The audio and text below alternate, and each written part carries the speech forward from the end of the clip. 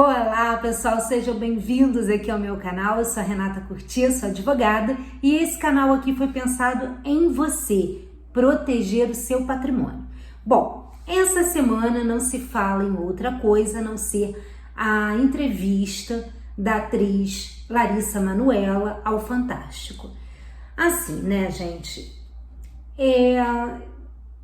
Eu acho que foi uma exposição um pouco demais, né? Ela expôs a vida dela de uma forma que eu achei, a minha opinião pessoal, foi exagerada. Eu acho que não tinha necessidade de uma exposição familiar tão grande. Mas, enfim, cada um tem a sua verdade, cada um tem o seu posicionamento.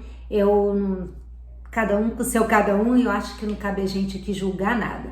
Mas o que me traz aqui para falar desse vídeo foi a holding familiar que ela deixou claro que os pais constituíram. Então, sobre isso, eu acho que a gente pode falar, que a gente merece fazer uma análise.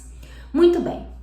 Gente, olha só, eu queria explicar melhor o contexto dessa declaração dela com a holding familiar. Na verdade, é um paralelo que eu acho que vai ajudar muitas pessoas que estão pensando em constituir uma holding familiar e se basear numa estrutura que dá muito certo e não propriamente uma relação que aconteceu com a família dela diretamente. O caso dela foi uma situação muito particular que não tem a ver com a estrutura em si. Então vamos lá, fazendo uma cronologia aqui do que aconteceu com a atriz.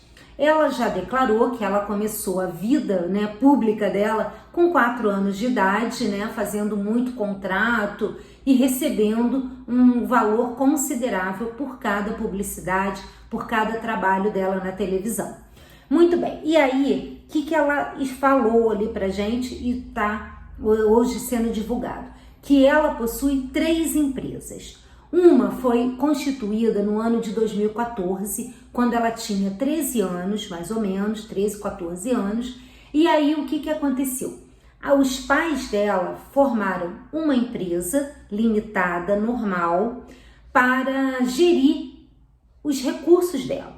Então, os contratos, os pagamentos eram todos levados para essa empresa. Isso é ótimo, isso facilita, isso tem um aspecto tributário muito vantajoso, ok. Logo depois, em 2019, ela diz que foi criada uma nova empresa. Nesse momento, ela já era maior de idade e aí, nesta empresa, ela tinha 100% das cotas, mas a administração dessa empresa era dos pais 100%. Ok, isso é muito comum quando a carreira, né, do filho é gerida, né, pelos pais, que eles são a pessoa de mais confiança, que, né, entrega na mão dos pais aquele destino econômico, ok? E foi uma atitude muito coerente. E aí, o que aconteceu? Anos depois, em 2022, os pais formam uma holding familiar. E é aqui que a gente tem que entender. A holding familiar, ela é uma estrutura jurídica, né, que os pais escolheram para o controle dos bens dela. Ela já falou que o patrimônio dela chega a 18 milhões. Isso distribuído em ativos, imóveis, aplicações financeiras e múltiplos ativos. Então, é muito natural que os pais queiram proteger esse patrimônio. E a melhor estrutura jurídica para isso é uma holding familiar. Então, eles colocam ali os bens dentro da holding. Só que, qual é a reclamação dela e por isso que deu essa confusão toda?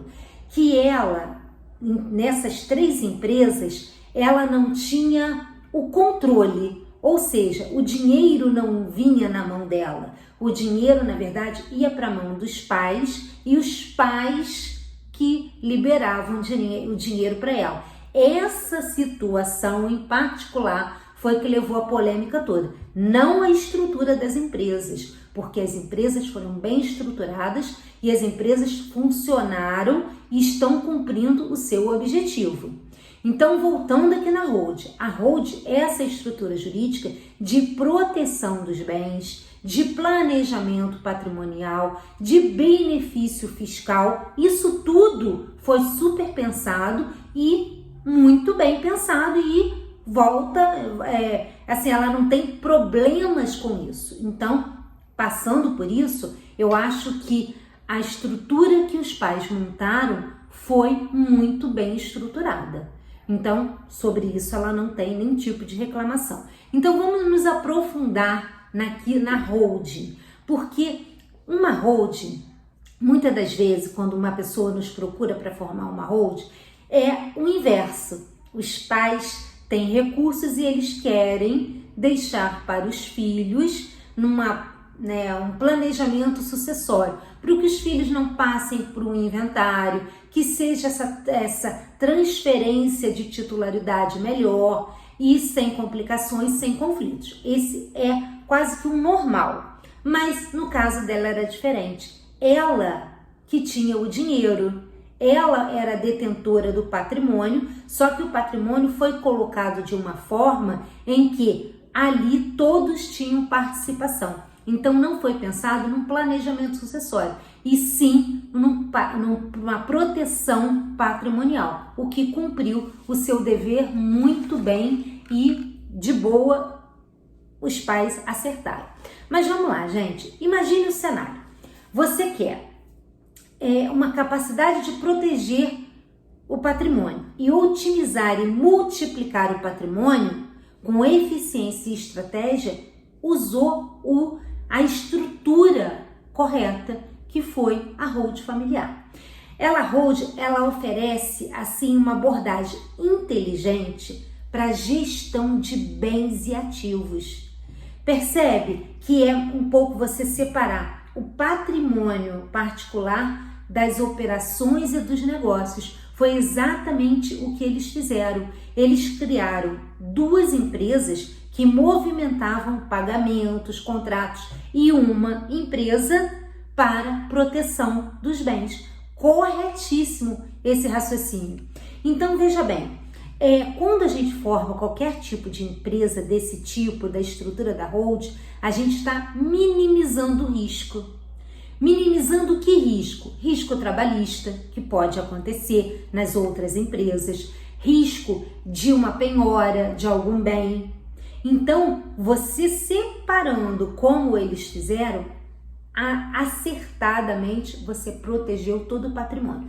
Então, vamos supor que agora ela queira acabar, que ela falou que vai deixar todo o patrimônio para os pais e vai seguir a vida dela sozinha administrando. Ok, ela pode fazer isso, ela pode ser retirada dessa sociedade e formar uma outra. O que a gente indica é que ela faça exatamente igual, que ela monte uma empresa de ativos, né, onde ela receba os contratos, o pagamento, e uma Hold para ela proteger o patrimônio. Então ela vai rodar e vai fazer a mesma estrutura, porque essa é a estrutura estratégica e inteligente. Ok? Gente, essas eram minhas considerações sobre esse caso polêmico aí da semana. Se você tem dúvida, pode deixar aqui embaixo que eu respondo, tá bom? Gente, até o próximo vídeo. Tchau, tchau!